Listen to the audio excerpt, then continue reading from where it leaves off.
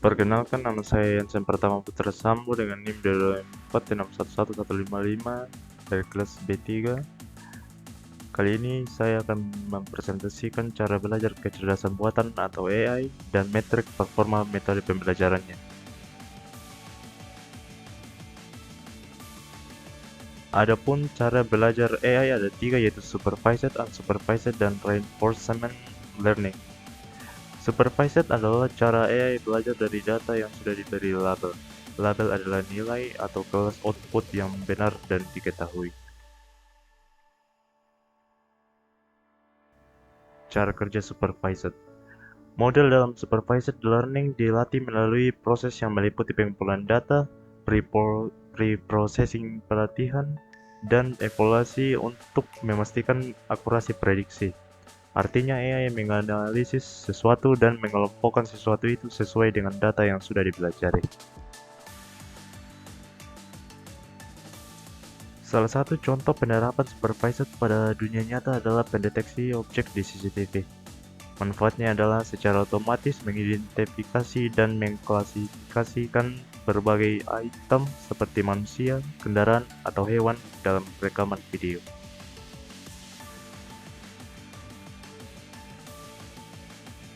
Selanjutnya, metode pembelajaran AI yang kedua yaitu unsupervised learning. Unsupervised learning adalah kebalikan dari supervised learning, yang berarti tidak mengandalkan data berlabel.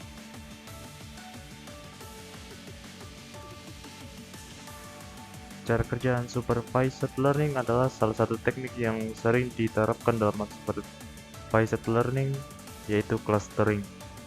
Teknik ini berfungsi untuk mengelompokkan data berdasarkan kesamaan fitur tertentu, di mana objek yang memiliki karakteristik serupa akan dikelompokkan dalam satu grup yang sama.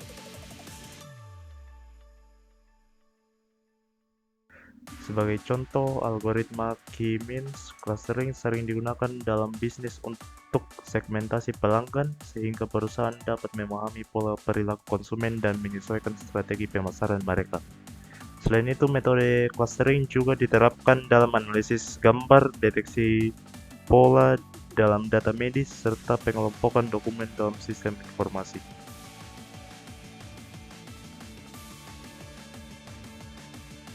Metode pembelajaran yang ketiga yaitu reinforcement learning, di mana metode dalam kecerdasan buatan AI, yaitu sebuah agen belajar membuat keputusan optimal dalam suatu lingkungan melalui proses coba-coba atau trial and error untuk memaksimalkan hadiah reward jangka panjang, mirip seperti manusia belajar dari pengalaman dengan mendapatkan reward untuk tindakan yang baik dan penalti untuk tindakan yang buruk.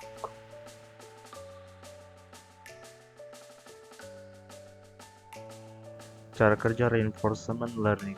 Reinforcement learning bekerja melalui siklus agen berinteraksi dengan lingkungan, mengambil tindakan, lalu menerima reward, dan belajar dari umpan balik ini untuk memaksimalkan hadiah kumulatif jangka panjang, mirip cara manusia belajar dari pengalaman melalui trial and error, seperti anak yang belajar dari pujian dan teguran.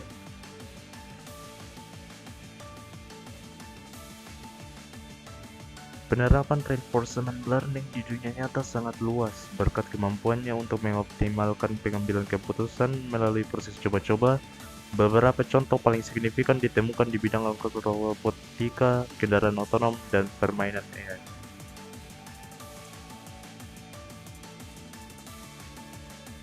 Metrik performa metode pembelajaran AI supervised.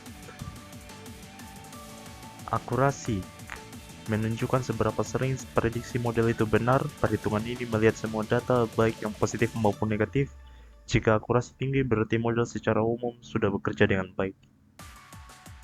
Precision menunjukkan seberapa tepat model saat mengatakan suatu data itu positif. Artinya dari semua data yang diberi positif, berapa banyak yang benar. Precision tinggi berarti model jarang salah memberi label positif. Recall menunjukkan seberapa baik model menemukan data yang benar-benar positif. Artinya dari semua data positif yang ada, beberapa banyak yang ada berhasil dikenali oleh model, recall tinggi berarti hanya sedikit data positif yang terlewat.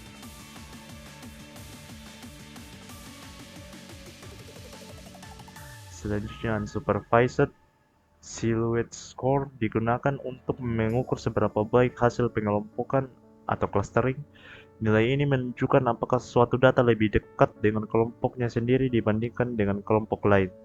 Nilai silhouette berkisar dari -1 sampai 1, di mana nilai yang lebih tinggi menunjukkan hasil clustering yang lebih baik. Davis-Bouldin Index atau DBI.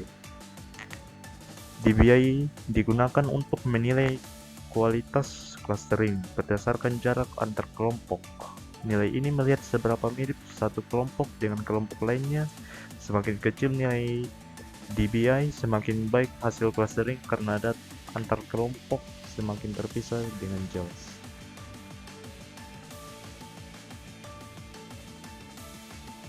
Selanjutnya, reinforcement. Cumulative reward adalah total seluruh data atau reward yang diperoleh agen selama proses pembelajaran. Nilai ini didapat dengan menjumlahkan semua reward dari setiap langkah atau episode.